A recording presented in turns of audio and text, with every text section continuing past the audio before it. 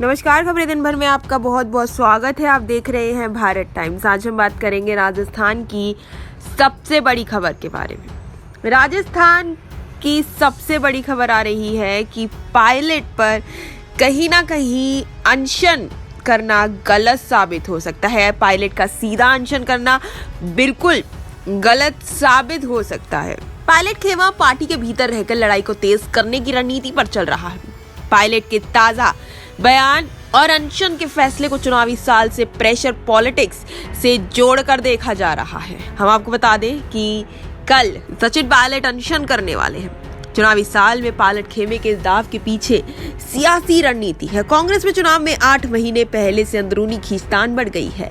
Pilot ने CM Gehlot से लेकर पार्टी सरकार के लिए असहज हालत पैदा कर दी है। सचिन पायलट ने सीएम पर हमला क्यों किया? इस अनशन के पीछे पायलट की रणनीति क्या है? क्या गहलोत पायलट के बीच सुलह के सारे दरवाजे बंद हो चुके हैं? वसुंधरा गहलोत सरकार के बीच मिली भगत पायलट का इशारा किस और कर रही है?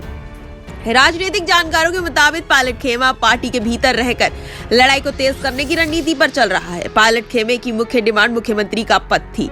इस मामले को लगातार टाला गया। पहले 25 सितंबर को विधायक दल की बैठक बुलाई गई। गहलोत खेमे ने बैठक करके एक तरह की बागी तेवर दिखाई गई। इस घटनाक्रम के बाद राजस्थान का सीएम बदलने का मामला और ठंडे बस्ते में चला गया। राहुल गांधी की भारत जोड़ो यात्रा के कारण भी देरी हुई। जब राहुल की यात्रा के बाद भी राजस्थान का कोई फैसला नहीं हुआ तो पायलट खेमे ने रणनीति के तहत अब मुद्दों के आधार पर सीएम गहलोत को घेरने की रणनीति बनाई। पायलट ने उसे पॉपुलर नैरेटिव का सहारा लिया था। पायलट बीच के आक्रमण होने के बाद शांत हो गए थे। 8 अप्रैल को राहुल गांधी के समर्थन में यूथ कांग्रेस की मशाल जुलूस में हिस्सा लिया। रविवार को प्रेस कॉन्फ्रेंस करके भ्रष्टाचार के मुद्दे पर एक्शन नहीं होने पर तर्क देकर अनशन की घोषणा कर दी।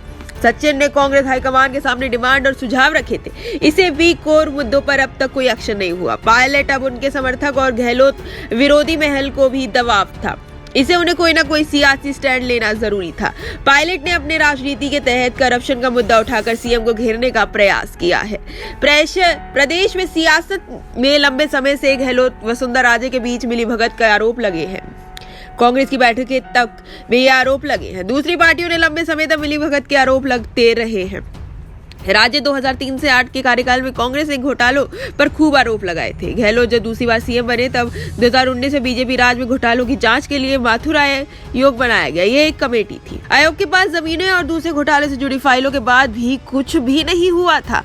2014 में जब वसुंधरा की सरकार बनी तब पायलट ने अध्यक्ष बने थे और उन्होंने खान घोटाले को लेकर आंदोलन किया था। पिछले बीजेपी राज में खान घोटाले और कुछ ऐसे घोटाले कांग्रेस ने विपक्ष में रहते जोरदार तरीके से उठाए थे और फिर भी जिस बूते पर बनी थी सरकार उस पर भी कुछ नहीं हुआ। कोई नेता अगर करप्शन के मुद्दे को लेकर आवाज उठाता है तो जनता में एक बड़ा तबका जुड़ता है। सरकार के आखिरी साल में ये टेस्टेड फॉर्मूला है। पायलट की रणनीति अब चुनाव से पहले प्रेशर पॉलिटिक्स की है। पायलट खेमे ने हाईकमान के सामने जो भी मुद्दे उठाए उनका पूरा समाधान अब तक नहीं मिला है।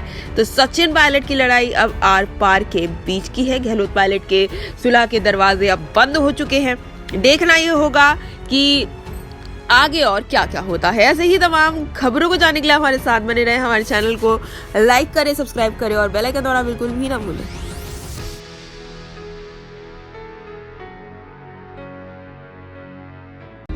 सच दिखाते हैं और सच को देखने के लिए हमारे चैनल को लाइक करें, सब्सक्राइब करें और बेल आइकन दबाना बिल्कुल ना भूलें।